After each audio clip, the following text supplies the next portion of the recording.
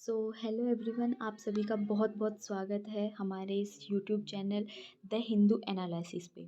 आज है 15 फरवरी और आज का जो हिंदू न्यूज़पेपर है उसमें उसका एनालिसिस करेंगे, वो भी हिंदी में इसलिए क्योंकि हिंदी मीडियम के बच्चों को ध्यान में रखते हुए हम आज जो इंग्लिश मीडियम का हिंदू न्यूज़पेपर आता है उसका एनालिसिस हम हिंदी में करेंगे। आपको पता होगा कि न्यूज़पेपर जो है उसमें करंट अफेयर्स के लिए, सिविल सर्विसेज के लिए बेस्ट ऑप्शन होता है। और द हिंदू न्यूज़पेपर तो उसमें इंटरनेशनल रिलेशंस और भी काफ़ी चीज़ें सिविल सर्विसेज की द हिंदू न्यूज़पेपर के थ्रू ही कंप्लीट की जा सकती है। आज हम पाँच आज हम चार मेन हेडलाइंस पढ़ेंगे जो द हिंदू न्यूज़पेपर में आई हैं। तो सबसे पहली हेडलाइन है India US to double bilateral trade. जो इंडिया और यूएस में व्यापार घाटे को लेकर जो समझौते पे सहमति हो रही है उसके बारे में थोड़ा जानेंगे। फिर सिक्किम में जो अभी कुछ दिनों पहले बाढ़ आई थी, पिछले दिनों बाढ़ जो आई थी उसके लिए तीस्ता डैम बनाया गया था, तो उस तीस्ता डैम के बारे में पढ़ेंगे। उसके अलावा dealing with China's weaponisation of E supply chains, China के जो वेपनाइजेशंस की ई सप्लाई चेन है उसके बारे में पढ़ेंगे। उसके अलावा इंडिया के जो वाइस प्रेसिडेंट जगदीप धनखड़ जी हैं, उन्होंने जो इंडिया की सीजीआई है उन्होंने कार्यपालिका के इन्वॉल्वमेंट के ऊपर सवाल उठाए हैं। अब आगे देखते हैं इनके बारे में, पढ़ते हैं। चलो शुरुआत करते हैं। तो सबसे पहले शुरुआत करते हैं एक कोट से। आपको पता होगा कि जब हम सिविल सर्विसेज की तैयारी कर रहे होते हैं तो बहुत बार हमें डीमोटिवेशन भी होता है, इसलिए हमें टाइम टाइम पे मोटिवेशन की बहुत ज़रूरत पड़ती है। तो इसी से शुरुआत करते हैं। दुनिया में ऐसी कोई भी मंजिल नहीं बनी आज तक जिस जहाँ तक पहुँचने का कोई रास्ता ना हो। हर मंजिल तक पहुँचने का कोई ना कोई रास्ता होता है, बस हमें देरी है तो हमें उस रास्ते को पहचानने की। तो चलिए शुरू करते हैं। पहली हेडलाइन है India US to double bilateral trade to 500 billion by 2030। तो आपको पता है कि कुछ दिनों से जो अमेरिका में जो व्यापारिक घाटा हुआ है उसे लेकर अमेरिका के राष्ट्रपति डोनाल्ड ट्रंप बहुत चिंता से घिरे हुए हैं। और आपको ये भी पता है कि जो अमेरिका है वो सबसे बड़ा निर्यातक है ऑयल। तो जो अमेरिका है वो सबसे बड़ा निर्यातक है ऑयल, जो जितने भी ऑयल होते हैं, पेट्रोलियम, डीजल, ये इनका, और जो एलएनजी गैसेज होते हैं इनका सबसे बड़ा निर्यातक है। अब अमेरिका का ये कहना है, वो सब पे दबाव बना रहा है, सब पे धौंस जमा रहा है कि जो हमारे प्रोडक्ट्स हैं यानी कि ऑयल्स और गैसेज हैं वो सारे दुनिया के सारे देश यूएसए से ही खरीदें। ऐसा नहीं है कि इंडिया यूएसए को कुछ भी नहीं बेचता या फिर सिर्फ खरीदता है। इंडिया भी यूएसए को काफ़ी चीज़ें बेचता है, जिसमें सबसे बड़ा भागीदार है मेडिसिन्स। इंडिया सबसे बड़ा निर्यातक है मेडिसिन्स का। यूएसए में भी मेडिसिन्स बहुत बनती हैं, लेकिन यूएसए की मेडिसिन्स होती हैं बहुत कॉस्टली, इसलिए जो इंडिया की जो जेनरिक मेडिसिन्स होती हैं उनको ज़्यादा बढ़ावा दिया जाता है। इस मामले को लेकर काफ़ी बार ये आरोप भी लगाया गया है कि इंडिया की जो मेडिसिन्स होती हैं वो सही नहीं है। जो अमेरिका के दलाल हैं यानी बिचौलिए हैं, वो बार बार इंडिया पे इल्ज़ाम लगाते हैं कि इंडिया की जो जेनरिक मेडिसिन्स हैं वो सही नहीं है। तो चलिए देखते हैं, इसके बारे में विस्तार से पढ़ते हैं।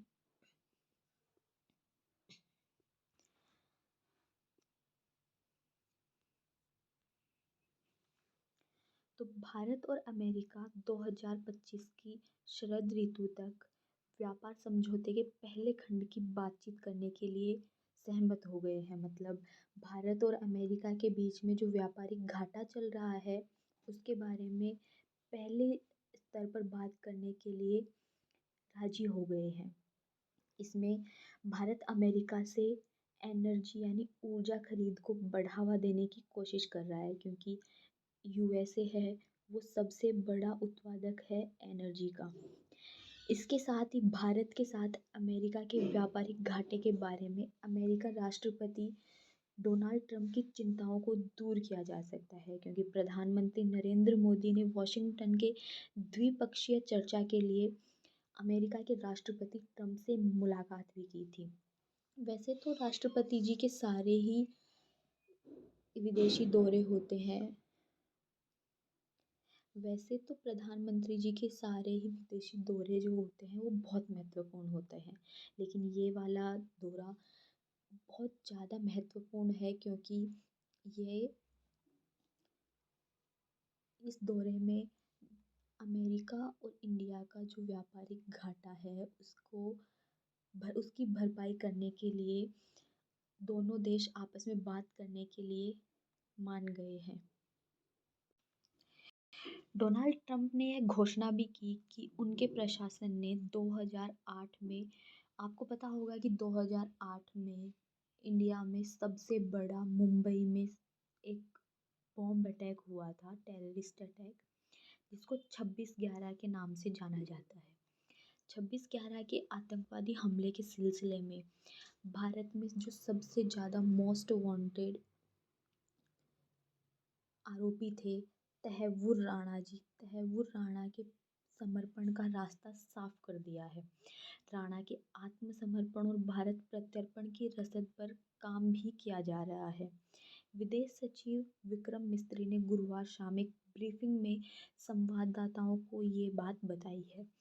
अमेरिका और भारत के संयुक्त बयान में कई विषयों को शामिल किया गया है, जिसमें रक्षा, व्यापार, एनर्जी यानी ऊर्जा, प्रौद्योगिकी, बहुपक्षीय सहयोग और लोगों से लोगों के बीच संबंध, मतलब one two one person relations. दोनों पक्षों ने 2030 तक द्विपक्षीय व्यापार को दोगुना करके $500 बिलियन करने पर सहमति जताई है, जो कि मिशन 500 का हिस्सा है। प्रधानमंत्री और राष्ट्रपति की पहली मुलाकात ओवल ऑफिस में हुई, जहां उन्होंने अपनी दोस्ती के बारे में भी बात की। नरेंद्र मोदी जी ने डोनाल्ड ट्रंप से कहा कि उनकी तरह ही वे भी राष्ट्रीय हित को अपने दिमाग में सबसे ऊपर रखते हैं। आपको पता है कि नरेंद्र मोदी जी अपने राष्ट्र को सबसे ऊपर रखने की बात अपने कई स्पीच में भी बोल चुके हैं, और वो हर बार अपने स्पीच में यही बोलते हैं कि मेरे से आगे मेरा देश है। उन्होंने डोनाल्ड ट्रंप के मेक अमेरिका ग्रेट अगेन यानी मेगा थीम की तुलना उनके विकसित भारत थीम से भी की है। इसी के साथ संयुक्त प्रेस कॉन्फ्रेंस में ट्रंप ने कहा कि दोनों पक्ष घाटे को कम करने के लिए बातचीत करने के लिए सहमत हुए हैं। ट्रंप ने कहा कि घाटे की भरपाई भारत को अमेरिकी तेल और गैस की बिक्री से की जा सकती है। डोनाल्ड ट्रंप ने भारत के टैरिफ को अनुचित और समस्या कहा है। इससे पहले राष्ट्रपति ने पारस्परिक टैरिफ के लिए एक व्यापक नीति की घोषणा की थी, जिसमें विशेष रूप से आदेश पर हस्ताक्षर करने के दौरान भारतीय टैरिफ का हवाला दिया गया था। इसके अलावा हमारी दूसरी मेन हेडलाइन है तीस्ता डैम। तीस्ता डैम क्या है, इसके बारे में चलिए पढ़ते हैं। 27 जनवरी 2025 को पर्यावरण, वन और जलवायु परिवर्तन मंत्रालय द्वारा गठित एक विशेषज्ञ समिति ने सिक्किम में तीस्ता नदी पर तीस्ता बांध के पुनर्निर्माण की प्रस्ताव की सिफारिश की है। आपको बता दें, जो कि तीस्ता बांध है वो तीस्ता नदी पर बनाया गया है सिक्किम में। इस तीस्ता नदी में एक बार बाढ़ आने की वजह से सिक्किम को बाढ़ से बचाने के लिए ये तीस्ता बांध का निर्माण किया गया है। अब जो विशेषज्ञ समिति का गठन किया गया है, उस समिति ने इस तीस्ता बांध 3 की पुनर्निर्माण के प्रस्ताव की सिफारिश की है। अक्टूबर 2023 में दक्षिण लोहरक झील से एक शक्तिशाली ग्लेशियल झील विस्फोट बाढ़ यानी GLOF ने बांध और इसकी जल विद्युत उत्पादन सुविधा को नष्ट कर दिया था। बाद में यह स्पष्ट हो गया कि दक्षिण लोहनक झील के किनारे पर एक मोरैन में ढलान की विफलता हुई, जिससे टर्मिनस कमजोर हो गया और बाढ़ का रूप ले लिया। विफलता ने चट्टानों को गिरा दिया, जिससे एक मजबूत लहर पैदा हुई और जोरदार बाढ़ ने सिक्किम को अपने कब्जे में ले लिया। आज आपको पता है कि ग्लोबल वार्मिंग का इफेक्ट पूरी दुनिया में देखने को मिल रहा है। ग्लोबल वार्मिंग की वजह से मौसम में परिवर्तन के साथ ही काफ़ी चीज़ों में बदलाव भी हो रहा है। इस ग्लोबल वार्मिंग के इसमें विशेष रूप से ब्लैक कार्बन जिम्मेदार है, जिसे कालिक के रूप में भी जाना जाता है। ब्लैक कार्बन क्या होता है? ये एक कार्बन का रूप होता है जिसे हम कालिक के रूप में जानते हैं। ये ब्लैक कार्बन है, ये हिमालय के ग्लेशियरों को पिघलने में ज़्यादा तेजी ला रहे हैं और अधिक अफवाह नई झीलों में जमा हो रहा है। ग्लेशियरों के पिघलने से अफवाह बढ़ रहा है और वो नई झीलों में जमा हो रहा है, जिससे नई झीलों में जुड़ रहा है या फिर मौजूदा झीलों में जुड़ रहा है। ग्लेशियरों के पिघलने की दर आयतन के व्युत्क्रमानुपाती होती है। मतलब ये कि अगर ग्लेशियर का आयतन कम होता जा रहा है, वैसे वैसे ग्लेशियर ज़्यादा पिघलेंगे। अगर ग्लेशियर का आयतन ज़्यादा कम होगा, ग्लेशियर ज़्यादा मात्रा में पिघलेंगे। पिछले साल केंद्रीय जल आयोग की रिपोर्ट में पाया गया कि हिमालय क्षेत्र में ग्लेशियल झीलों और अन्य जल निकायों की संख्या 2011 और 2024 के बीच 10.8% अधिक हो गई है और उसी अवधि में उनके संयुक्त सतह क्षेत्र में 33.7% की वृद्धि हुई है। ग्लेशियल झील क्या होते हैं? ग्लेशियल झील होती हैं जो हिमालय के ग्लेशियर्स हैं, उनको पिघलने से जो झील बनती है उन्हें ग्लेशियल झील बोलते हैं। और यह 2011 और 2024 के बीच में इनके संख्या में 10.8% की वृद्धि हुई है। इसका मतलब ये है कि ग्लेशियर बड़ी तेजी से पिघल रहे हैं और ग्लेशियल झीलों में वृद्धि हो रही है, उनके जल निकायों में भी वृद्धि हो रही है।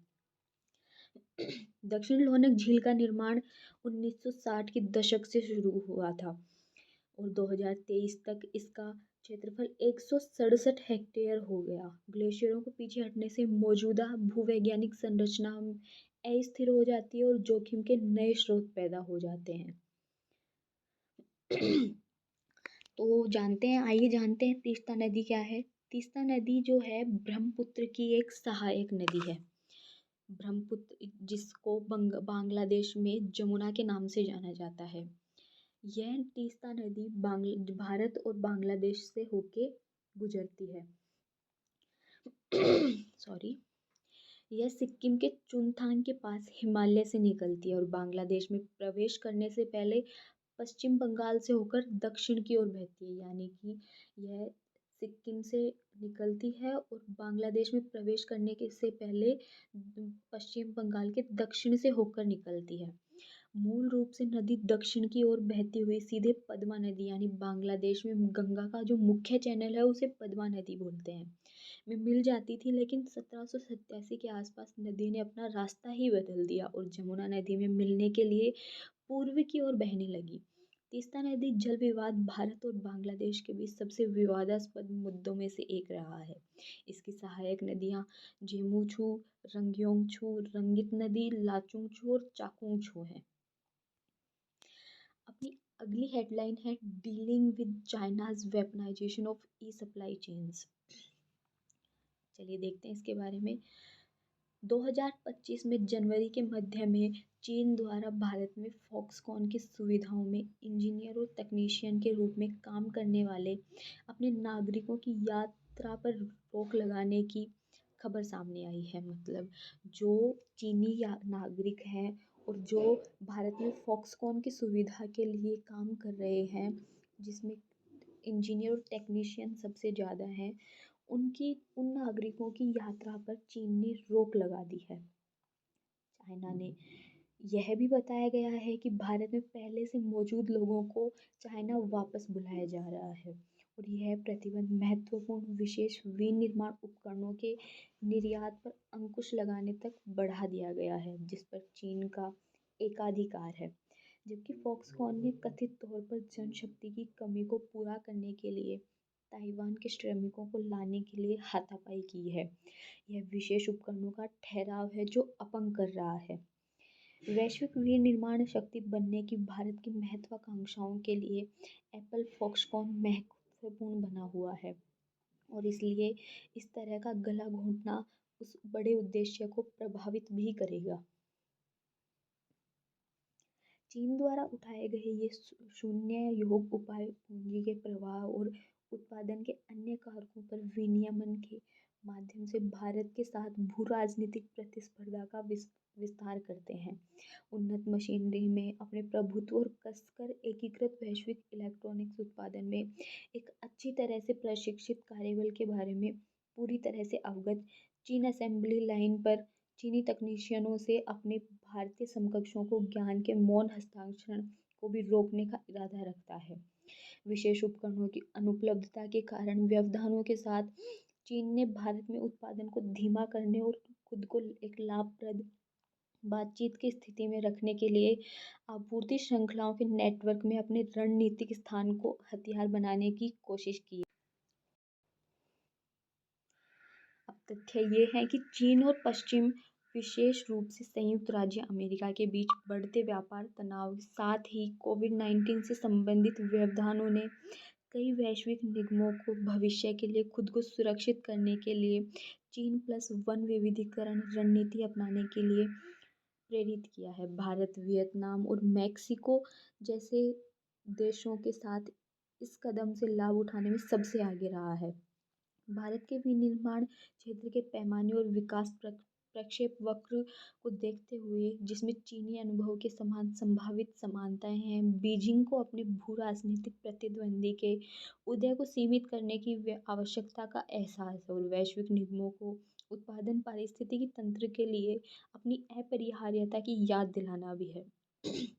2024 में फॉक्सकॉन के अध्यक्ष यंग लियू को पद्म भूषण से सम्मानित किया जाना भारत के लिए कंपनी के महत्व को और रेखांकित करता है।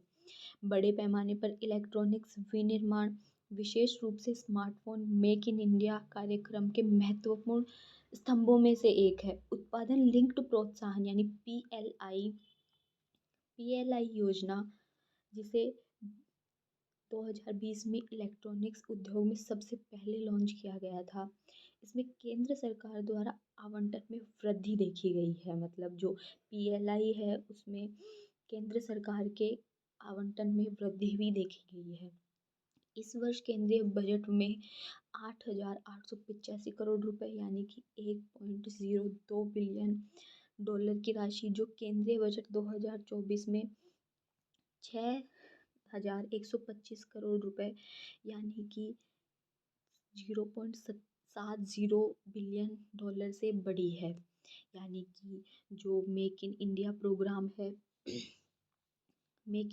प्रोग्राम है उससे केंद्र के बजट में काफ़ी हद तक बढ़ोतरी देखी गई है। अब आगे अपना हेडलाइन है, vice president questions involvement of the CGI in executive appointments. अब आपको पता है कि कॉन्स्टिट्यूशन की 3 सबसे बड़ी स्तंभ हैं, न्यायपालिका, कार्यपालिका और विधायिका। जो न्यायपालिका है वह कॉन्स्टिट्यूशन में ये प्रावधान है कि संविधान में ये प्रावधान है कि न्यायपालिका है वो कार्यपालिका के कामों में हस्तक्षेप नहीं करेगी। कार्यपालिका है वो विधायिका के कामों में हस्तक्षेप नहीं करेगी। मतलब जो तीनों स्तंभ हैं वो अपने अपने कार्य में ही हस्तक्षेप करेंगे, एक दूसरे के कार्य में हस्तक्षेप नहीं करेंगे। इस मामले को लेकर इंडिया के जो वाइस प्रेसिडेंट हैं जगदीप धनखड़ जी हैं, उन्होंने अपनी नाराज़गी जताते हुए सुप्रीम कोर्ट के सीजीआई से कुछ सवाल उठाए हैं। उन्होंने उनकी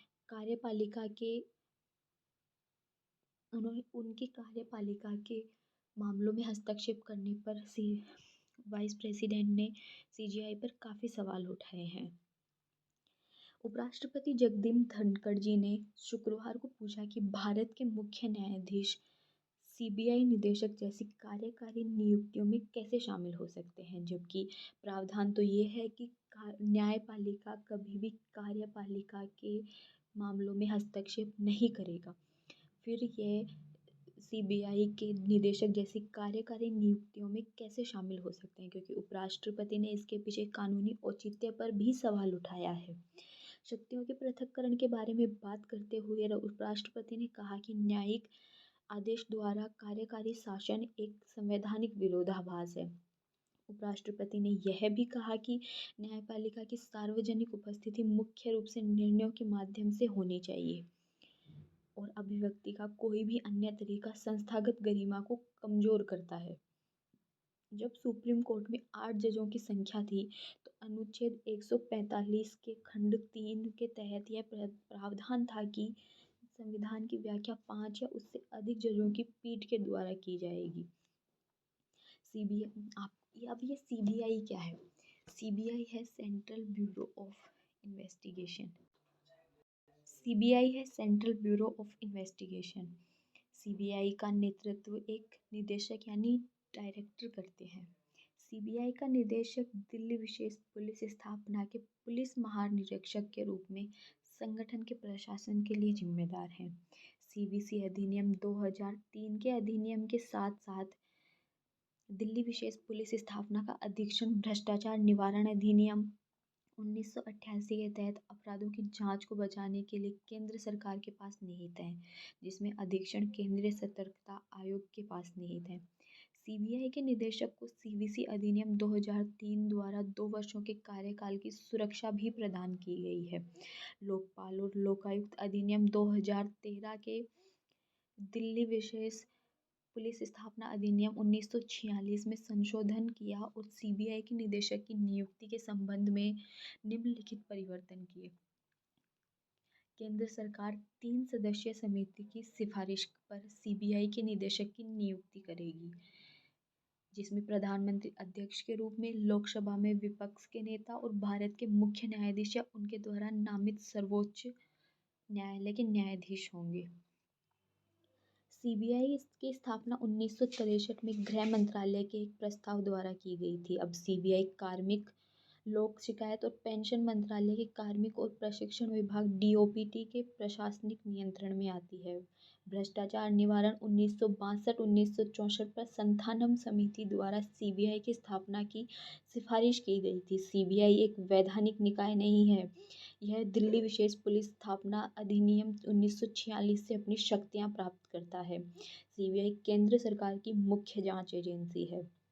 यह केंद्रीय सतर्कता आयोग और लोकपाल को भी सहायता प्रदान करती है। यह भारत में नोडल पुलिस एजेंसी भी है, जो इंटरपोल सदस्य देशों की ओर से जांच का समन्वय करती है।